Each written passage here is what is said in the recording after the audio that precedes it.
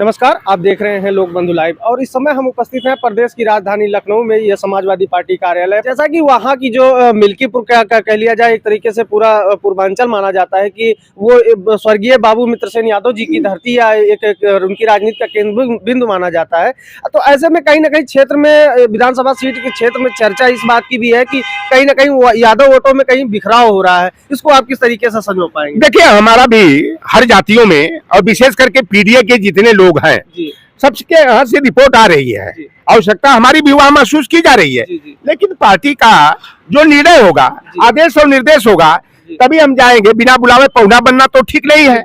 लेकिन मुझे जो रिपोर्ट मेरे पास आई है, बाबू मित्र सेन यादव एक हमारे कद्दावर नेता थे, दमदार नेता थे और पीडीए को संरक्षण देने वाले नेता थे। जो बाहुबली बनते हैं, जो सामंती ताकतें थी, उनको मुंहतोड़ जवाब देने का काम बाबू मित्र सेन यादव करते थे। उनके बेटा पूर्व मंत्री आनंद सेन जी हैं।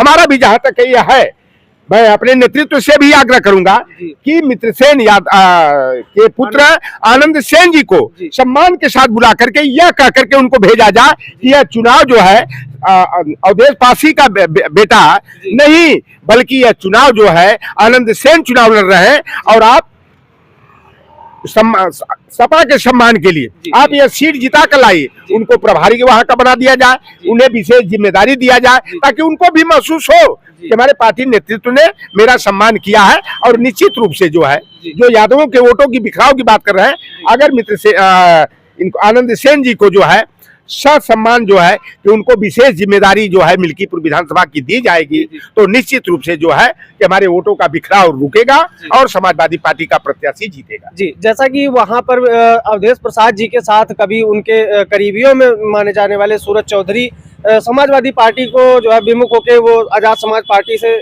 चुनाव लड़ने की तैयारी कर रहे हैं, वहीं दूसरी तरफ वहीं के समाज से भी प्रदीप यादव जी हैं, उनका भी कहीं ना कहीं वहाँ के जो प्रत्याशी उनसे नाराजगी के तौर पे वो भी अपने आप को वहाँ से पृथक कर रहे हैं।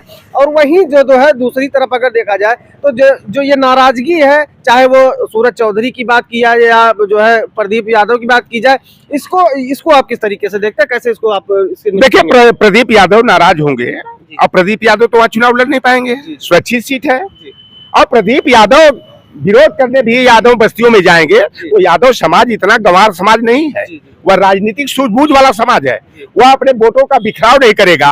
और मायावती जी भी जिस तरह से भारतीय जनता पार्टी की बी टीम बनकर के काम कर रही हैं, वन नेशन वन इलेक्शन का जिस तरह से उन्होंने समर्थन करने का काम किया, इससे दलित समाज जो है काफी नाराज है। 70,000 तो वहाँ केवल पासी का वोट है। 65,000 में अगर हमारे जो बैकवर्ड चाहे धोबी समाज के हों, थोड़ी बोरी खटिक समाज के लोग हों, कोरी समाज के हैं, हमारे जाटव चमार समाज के लोग हों, और जहां तक सूरज चौधरी की आप बात कर रहे हैं, हमें तो यह है पता लगा है कि चंद्रशेखर रावण जो है वहां समाजवादी पार्टी के प्रत्याशी का समर्थन करेंगे, क्योंकि ये देखो खेल बिगाड़ने का नहीं, यह खेल बनाने का और पीडीए का सम्मान बचाने का है। यह संविधान और लोकतंत्र के मुद्दे पर यह उपचुनाव हो रहा है। तो चंद्रशेखर रावण इतनी बड़ी नादानी नहीं करेंगे कि सूरज चौधरी को खड़ा करके 1,000-2,000 वोट का अपने दलित वर्ग का खराब करने का काम करेंगे। और आप देखिएगा, नामांकन के बाद दूध का दूध और पानी का पानी हो जाएगा, सारी तस्वीर जो है साफ हो जाएगी और वहां से भारतीय जनता पार्टी के तंबू का बंबू हमारा पीडीए उखाड़ कर फेंकेगा और समाजवादी पार्टी का झंडा फहराएगा। जी, जैसा कि अभी आपने सुना होगा, संजय निषाद आजाद समाज पार्टी के राष्ट्रीय अध्यक्ष हैं, उनका बयान आया है कि कहीं ना कहीं निषाद समाज या मछुआ समाज यूं कह लीजिए, उनसे नाराज चल रहा है और उनका बयान है कि लोग मुझे गाली दे रहे हैं भाजपा के लोग। तो कहीं ना कहीं इसका प्रभाव आपको मिल्कीपुर पे दिखेगा? देखिए, भारतीय जनता पार्टी पूरी तरह जान गई कि ओम प्रकाश राजभर का और संजय निषाद का चाल चलन क्या है। इनका कोई वजन नहीं है। एक चपरासी का भी कद जो है संजय निषाद ओम प्रकाश से ज्यादा है। बाबू अगर संजय निषाद का को कैबिनेट मंत्री, अगर बाबू एक आदेश का अनुपालन और पालन नहीं करता है तो संजय निषाद की हैसियत क्या है? और इस व्यक्ति ने जो है निषाद समाज की कमर तोड़ने का काम किया है। Internal survey report Bharatiya Janata party को मिल गई है कि संजय का खेल खत्म है। अगर इतने बड़े ताकतवर होते ओम प्रकाश राजभर और संजय निषाद, तो इनके बेटा धूल नहीं चाटते। मैं पहले दावा किया था कि यह चुनाव साफ कर देगा कि संजय निषाद और ओम प्रकाश का खेल अभी चलेगा कि यहीं से एंडलेस हो जाएगा, इनकी दुकान पर ताला लगेगा। और मैं दावा के साथ कहा था आप लोगों से कि अगर वह संत कबीर नगर से संजय निषाद का बेटा प्रवीण निषाद हार गया और सपा प्रत्याशी लक्ष्मीकांत पप्पू निषाद जीत गया। और घोसी में जो है ओम प्रकाश का बेटा अरविंद राजभर हार गया और राजीव राय चुनाव जीत गए। तो यह मान लेना कि ओम प्रकाश राजभर न तो अति पिछड़ों के नेता है, न संजय निषाद निषादों के नेता है। अति पिछड़ों का निषादों का नेता लौटर राम है और समाज ने सर्टिफिकेट भी देने का काम किया। संजय निषाद इसलिए अपनी दुकान चलाने के लिए, क्योंकि भाजपा में उनकी दाल नहीं गल रही है, इसलिए वो सोच रहे हैं भाजपा के विरोध में बोल करके कि समाजवादी पार्टी उनको रोक लेगी, उनको बुला लेगी। लेकिन हमारे राष्ट्रीय अध्यक्ष जी ऐसी गलती नहीं करेंगे कि 2018 में जोगी की सीट पर संजय निषाद के बेटा को पूरी मेहनत करके समाजवादी पार्टी ने जिता करके संजय निषाद के का सम्मान बढ़ाने का काम किया था। लेकिन साल 1.5 साल के बाद वह भस्मासुर निकला, जिस थाली में खाए उसी थाली में छेद कर दिया। तो संजय निषाद हो चाहे ओम प्रकाश राजभर हो, अब उनकी दाल समाजवादी पार्टी में गलने वाली नहीं है। और अगर समाजवादी पार्टी उनको अपने साथ लेती है तो हमें लाभ छोड़ करके हमारा नुकसान ही होने वाला है, क्योंकि इन्होंने जो गलतियां किया है, समाज के साथ धोखाधड़ी किया है, सामंतवाद को बढ़ावा देने का काम किया, समाज का वोट लिया, नोट लिया, भीड़ जुटाया और उन्हीं की भीड़ की ताकत से जो है ये सौदेबाजी करके 9 विधायक है संजय निषाद के पार्टी से। आप पता कर लेना, 5 गो ठाकुर है, 2 भूमिहार है और दो है कि 2 ठाकुर है, 2 भूमिहार है, 5 ब्राह्मण समाज के हैं। तो वोट हमारा और मजा मारेंगे वही लोग जो हमारे बाप दादा को जमीन पर नहीं बैठने दिए, जूता चप्पल से लतियाने का पीटने का काम किए।